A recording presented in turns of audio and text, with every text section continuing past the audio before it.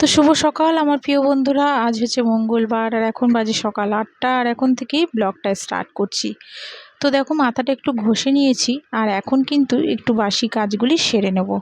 আর আজ হচ্ছে মঙ্গলবার আর আজ হচ্ছে বিপত্তারিণী মায়ের পুজো। তো প্রতিবারই দুটো করেই পড়ে, তো প্রথমবারটা করতে পারিনি, তো সেই কারণে আজকে মঙ্গলবারটা করে নিয়েছি উপোস। তো মাথা টাথা ঘষে শ্যাম্পু ট্যাম্পু করে দেখো স্নান টান করে কিন্তু ঠাকুরের বাসনগুলি ধুয়ে নিচ্ছি। আর তার মধ্যে তোমাদের দাদাভাইকে একটু চা টা করে দিয়েছি, সে কিন্তু খেয়ে দিয়ে বেরিয়েও গেছে। আর ছেলেকে একটু ছাতু করে দিয়েছি, ও খেয়ে পড়তে বসেছে।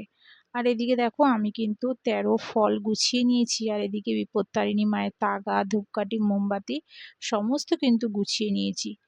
কালকেই তোমার কিনে নিয়ে এসেছিলাম, তো সকাল সকাল বেরাতে পারবো না, তো সেই কারণেই কিনে নিয়েছি। আর এখন মন্দিরে গিয়ে কিনে নেব মালাগুলি।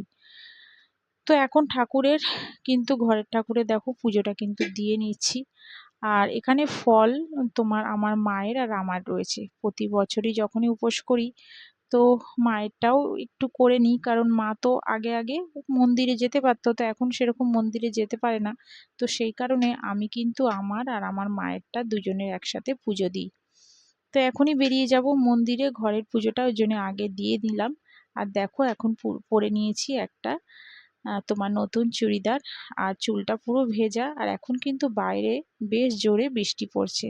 তো এখনই বেরিয়ে যাব মন্দিরে, কারণ ছেলের আবার স্কুল রয়েছে, তো সেই কারণে একটু তাড়াতাড়ি বেরিয়ে যেতে হবে। বন্ধুরা পুজো দিয়ে কিন্তু চলে এলাম, আর এখন0 11টার মতন বেজে গেছে। তো মঙ্গলবার, আজ তো মঙ্গলবার, তো মঙ্গলবারেই পুজোটা করলাম। শনিবার মানে এর আগে যে আর একটা বার পড়েছিল বিপত্তারিণী মায়ের পুজো, তো সেটা করতে পারিনি একটু অসুবিধার কারণে। তো যাই হোক আজকে কিন্তু সকাল সকালই ঘরের কাজকর্ম একটু সেরে ঠেরেই স্নান টান করে বেরিয়ে গেছিলাম মায়ের পুজো দিতে। আর ঘরের পুজোটাও দিয়ে নিয়েছি। আর এখন কিন্তু আকাশের অবস্থা খুব একটা ভালো না, একটু আগে খুব জোরে বৃষ্টি হচ্ছিল, তো এখন দেখো আবার উঠে গেছে রোদ। তো এদিকে জামা কাপড়গুলি দেখো সব মেলাই রয়েছে। তো এখন ছেলে যাবে স্কুলে, তো ছেলের হচ্ছে তোমার বইয়ের রুটিনের বইগুলি এখন গুছিয়ে দেব। আর একটু ভাত বসিয়ে দিয়েছি, একটু আলু সিদ্ধ ঘি দিয়ে খেয়েই বেরিয়ে যাবে। তো চলো সারাদিন কি করব না করব সেগুলো তোমাদের সঙ্গে শেয়ার করবই। তো চলো দেখতে থাকো। তো মন্দির থেকে এসেই কিন্তু ভাতটা বসিয়ে দিয়েছিলাম, একটু ডিম আলু সিদ্ধ আর ঘি দিয়ে এখন ছেলেকে খাইয়ে দেব। আর ওর আজকে পিটি আছে, তাই পিটি ড্রেসটা পরেছে, ও বেরিয়ে যাবে স্কুলে বেরিয়ে গেল। আর এখন ওই 12টার মতন বাজে, এখন আকাশ পুরো পরিষ্কার আর এখন বৃষ্টি নেই, রোদ উঠে গেছে। তো ওটাই চিন্তা করছিলাম যে ওই স্কুলে যাওয়ার সময় না আবার জোরে বৃষ্টি নামে। তো যাই হোক বৃষ্টিটা আর হয়নি। আকাশের অবস্থাও ভালো না, হয়তো ওর পরে হতে পারে বেলার দিকে। তো যাই হোক এখন কিন্তু দেখো বেডটা ক্লিন করব, ঘরের যে কাজগুলি আছে সেগুলি কমপ্লিট করব। আর একটু তো তোমার বললাম একটু সিদ্ধ ভাত করেছিলাম, ডিম সিদ্ধ আলু সিদ্ধ দিয়ে ঘি দিয়ে ছেলে খেয়ে গেল। আর বড় ছেলেও খাবে, ভাত একেবারে করে রেখেছি। আর আজকে আর রান্নার ঝামেলা নেই, নেই বলতে তোমাদের দাদাভাই একটু ননদের বাড়িতে মাছ কিনে দিয়ে এসছে, তো ওখান থেকে একটু মাছের ঝোল আর যাই হোক একটু ভাজাভুজি কিছু পাঠিয়ে দেবে ছেলেদের জন্য। তো সেই কারণে আজকে আর তোমার রান্নাটা নেই, তো একটু রিল্যাক্স হয়তো পাবো। তো যাই হোক একটু এক্সট্রা কিছু কাজও করে নেব, কারণ রান্না না থাকলেও তোমার একটু এক্সট্রা কাজ তো করতেই হয় ঘরে, জানো, যেমন একটু ধরো আলমারিটা পরিষ্কার করলাম, বা একটু তোমার বইয়ের যে মিড কেসটা আছে সেটা আবার একটু পরিষ্কার করলাম। তো এগুলি তো একটু করতেই হয় এক্সট্রা কাজ, যখন দেখি রান্না বান্না নেই তো তখন কিন্তু করে নিই। তো চলো এখন কিন্তু তোমার বেডটা ক্লিন করে নিই, করে টুরে আবার আসছি পরে। তো দেখো ঘরে কিন্তু বেড ঠেড ক্লিন করে নিয়েছি, আর এখন কিছু জামা কাপড় আছে সেগুলি গোছাবো। 2:15 মতন বাজে, মোটামুটি কাজ কিন্তু কমপ্লিট হয়ে গেছে। এরপর তোমাদের দাদাভাই আসলে একটু খেতে দেব। আর তোমাদের দাদাভাই কিন্তু খাবারগুলি নিয়ে আসবে, মানে ননদ যে খাবারগুলি পাঠাবে তোমাদের বললাম।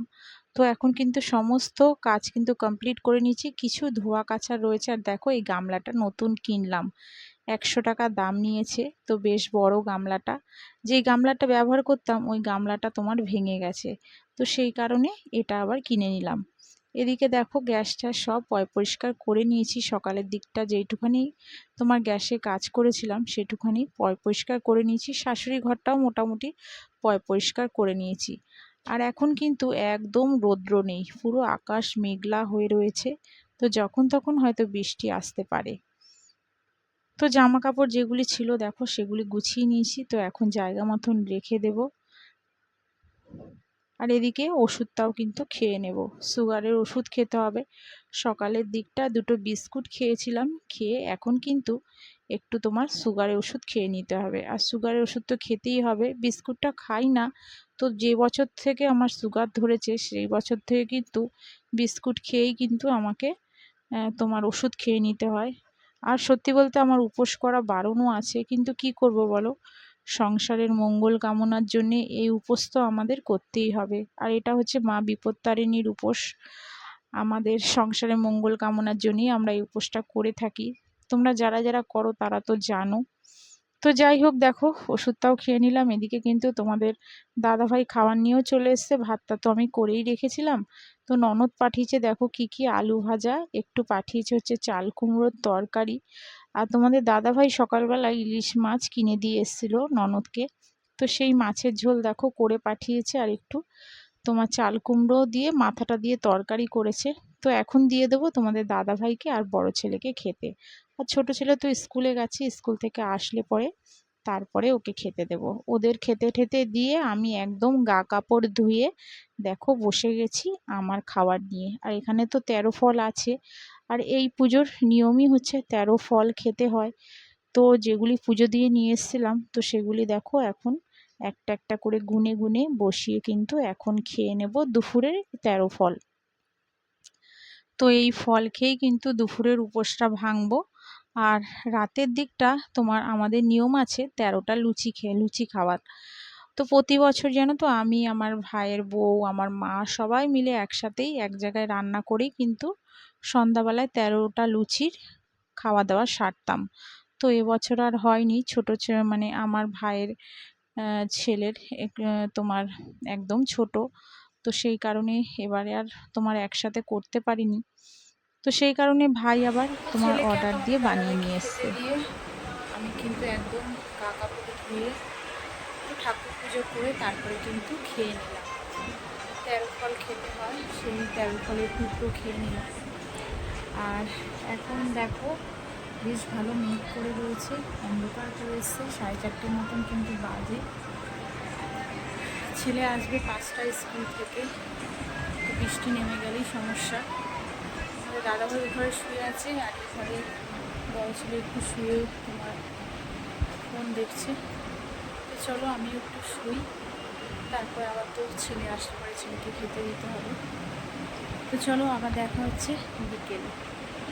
দুপুরে একটু শোয়ার পর তারপরে দেখো এটা একদম সন্ধ্যাবেলার পর, মানে ওই 8টা, সাড়ে 8টা কি 9টা বাজে।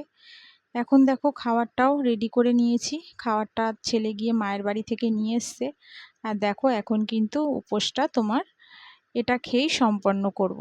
তো চলো বন্ধুরা, আজকের মতন কিন্তু ব্লগটা এখানেই শেষ করলাম। আর তোমাদের কেমন লাগলো জানিও। নতুন বন্ধুদের বলছি, যদি ভিডিওটার কোনো অংশ ভালো লেগে থাকে তো প্লিজ একটা লাইক সাবস্ক্রাইব করে আমার পাশে থেকো।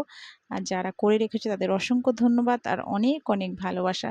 তো ভিডিওটা কেমন লাগলো, মা বিপত্তারিণীর পুজোর উপলক্ষে ভিডিওটা করলাম। তো চলো আজকের মতন সবাইকে টাটা।